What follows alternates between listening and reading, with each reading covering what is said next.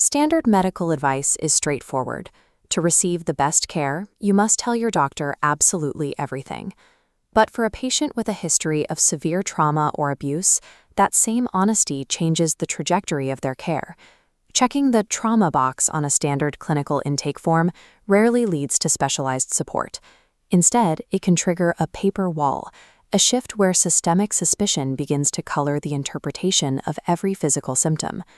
Take the medical records as a patient. This individual was managing a complex intersection of physical and psychological challenges, including multiple sclerosis and severe sleep deprivation, alongside a history of childhood trauma. Following the standard rule of transparency, the patient chose to be radically honest, disclosing their history and their experiences with dissociation. Shortly after this disclosure, the records show a change. The patient's honesty was cited in clinical notes to justify a withdrawal of care, a move that placed their physical safety at risk. This case suggests that the current medical infrastructure contains hidden risks for trauma survivors, risks that may require a specific survival strategy, saying pass when asked. The failure in care often begins when a provider treats a history of complex trauma as a professional liability to be managed rather than a clinical condition to be healed. In this case study, a psychologist documented a secret verdict. They labeled the patient as malingering and secretly added diagnoses of factitious disorder and personality disorder to the digital file. This is the Oz effect. Once entered, a psychiatric label replicates across the hospital server, appearing to every new specialist. This infected chart blocks objective physical data, a process called diagnostic overshadowing, where physical emergencies are interpreted as psychiatric performances. The records show the physical cost of this bias. The patient was sent home to walk on a fractured toe for 4 weeks because the care team assumed the reported pain was a dramatic exaggeration. Later, the patient arrived with a 104.8 fever and blood in their urine. While suffering from sepsis, the team spent 56 minutes discussing communication skills.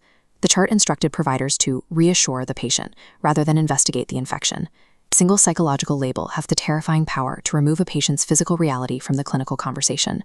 This raises a systemic question. Why does the medical model prioritize labels over effective physical treatment? Treating multisystemic conditions like multiple sclerosis and dissociation involves significant professional risk. Doctors are often wary of the liability associated with complex, long-term care. To manage this risk, institutions may employ DARVO, deny, attack, and reverse victim and offender. The hospital shifts its focus from the patient's symptoms to the patient's supposed hostility. By labeling a patient as manipulative, liability is transferred. The risk moves from the provider's medical decision-making to the patient's non-compliant behavior. If the patient's health degrades, the record reflects a behavioral choice. The hospital's documentation serves as a defense against potential malpractice claims. The digital medical chart has been reverse engineered. It functions as a legal defense document, prioritizing the institution's protection over the patient's clinical outcome. Once a patient is behind the paper wall, they are trapped. The act of seeking help for a physical crisis is recorded as further evidence of their psychiatric instability. Changing this dynamic requires federal civil rights protections to address this specific form of medical gaslighting. This would establish a legal standard.